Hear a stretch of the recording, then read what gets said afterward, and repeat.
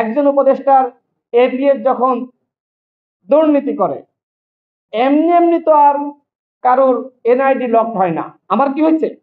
আপনাদের হয়েছে? সারা দেশের আর কোনো আন্দোলনকারী নেতাদের হয়েছে? কর্মীদের হয়েছে? হয়নি। সেই এপিএস এর কেন হলো? আর আমার প্রশ্ন হলো, এপিএস এত দুর্নীতি করলো, আমাদের মাননীয় উপদেষ্টা আসিফ মাহমুদ তিনি জানতেন না?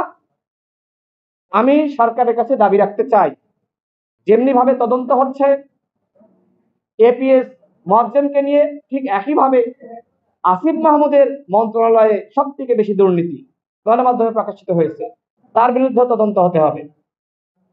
শুধুমাত্র তিনিই নন, প্রত্যেকটা উপদেষ্টার বিরুদ্ধে তদন্ত হতে হবে।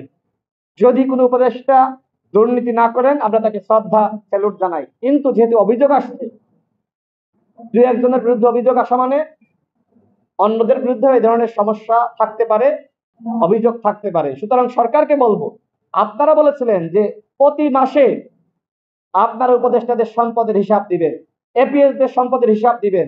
আপনারা নাকি মিনিস্ট্রিতে বলেছিলেন যে কর্মকর্তাদের প্রতি মাসের হিসাব দাখিল করতে হবে। এটি বলার পরে কোন মিনিস্ট্রি সম্পদের হিসাব দিয়েছে? সরকার ছাত্র জনতার আন্দোলনের মাধ্যমে এই সরকার ক্ষমতায় বসেছে, আমরা তাদেরকে ক্ষমতায় বসিয়েছি। কিন্তু সিদ্ধান্ত নেওয়ার ক্ষেত্রে যদি এককভাবেই সিদ্ধান্ত নেয়, সেটি কি কোনোভাবে গ্রহণযোগ্য হবে? গ্রহণযোগ্য হবে না। যে কারণে আমরা সরকারকে বারবার অনুরোধ করেছি, সিদ্ধান্ত নেওয়ার ক্ষেত্রে অবশ্যই গণ অভ্যুত্থানে যারা ভূমিকা রেখেছে, যে সকল স্টেক হোল্ডার রয়েছে, তাদের সাথে আলাপ আলোচনার ভিত্তিতে সিদ্ধান্ত গ্রহণ করুন। কিন্তু সরকার সেই স্টেক হোল্ডার, রাজনৈতিক দল, অন্যান্য যারা নেতৃত্ব দানকারী ছিল, তাদের কারোর সাথে আলোচনা করছে না। তারা এককভাবেই সিদ্ধান্ত নিচ্ছে। এই সিদ্ধান্ত আমাকে সেই হাসিনার যে সিদ্ধান্ত, হাসিনার যে একতরফা চিন্তা, সেটিকেই স্মরণ করিয়ে দেয়। আমরা তো গণ অভ্যুত্থানের সরকারের কাছ থেকে এই ধরনের চিন্তা কোনোভাবেই প্রত্যাশা করতে পারি না।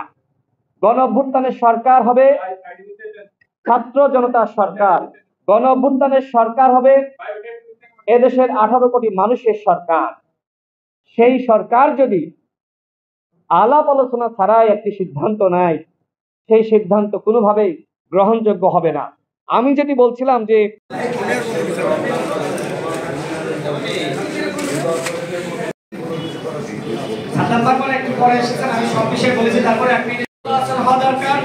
অধিকাংশ রাজনৈতিক দল সরকার উচিত হবে অবশ্যই রমজানের আগে একটি ভারসাম্যপূর্ণ সিদ্ধান্ত। এখানে একটা অনুষ্ঠান আছে, ঠিক আছে,